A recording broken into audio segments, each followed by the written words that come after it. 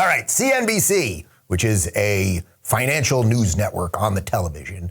They've got this Jim Cramer guy, and you know Jim Cramer, even if you're not a CNBC guy. He's this bald guy. He's always screaming at the television and, you know, ranting, and he gets close to the camera and he gets further and he's this way and that way. The guy's a real piece of work. I'm sort of indifferent to him. I don't really care about the markets in that way. It's not really my thing. But he went on this is a completely unhinged COVID rant. And you tell me if he's on drugs or drunk. I mean, something ain't right here.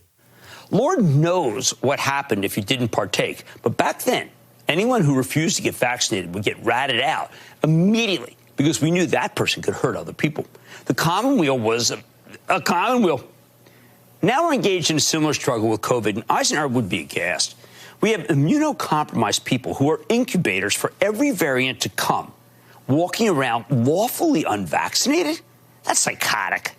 We have companies that have tried hard to get people vaccinated and now backing down. We have governors who want to be president by grandstanding on a foolish states' right issue, the right to get sick, get other people sick. So it's time to admit that we have to go to war against COVID. Require vaccination universally. Have the military run it. If you don't want to get vaccinated, you better be ready to prove your conscientious objector status in court. And even then, you need to help in the war effort by staying home until we finally beat this thing. All right, he's just a random lunatic, like just some ranting, raving nutbag, but a couple points there. First off, this idea that the unvaccinated are hurting vaccinated people. Well, if the vaccines worked as promised, then if you were unvaccinated, you'd be making a choice for yourself, but you wouldn't be able to infect a vaccinated person because the vaccine, by definition, would be stopping transmission of the virus. Now, we know that that's not true. By the way, LeBron James, who has been vaccinated for quite some time, and he's a big vax guy, and he loves China, and he's a good U.S. citizen because he does whatever is politically correct. He has COVID now, okay? So obviously the vaccines don't work as promised. You all know that, which is why they're doing 87 boosters. And again, wrap your head in saran wrap. I'm not a big into the markets guy, but I should invest in saran wrap. Let's get some saran wrap. I don't know, are they publicly traded? Is that a thing? Then Cramer, who is a money guy, right? He's a markets guy, a financial guy.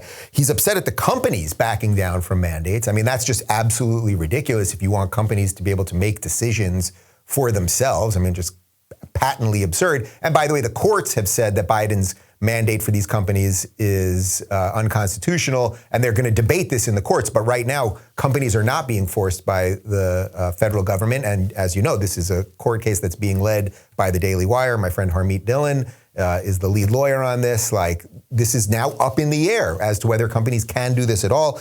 Then he mocks states' rights, which is basically the most important part of our federalist system, that you can move to different states that are more in line with your views. But he's a power-hungry maniac, which is what these people are. I mean, they're all unmasking themselves at all times.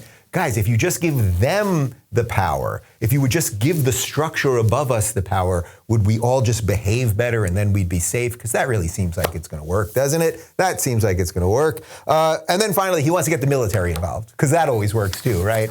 Like, maybe we should just force a bunch of people who are, infected to take special showers, maybe put them in camp somewhere. Would that be good for you, Jim Cramer? You moron.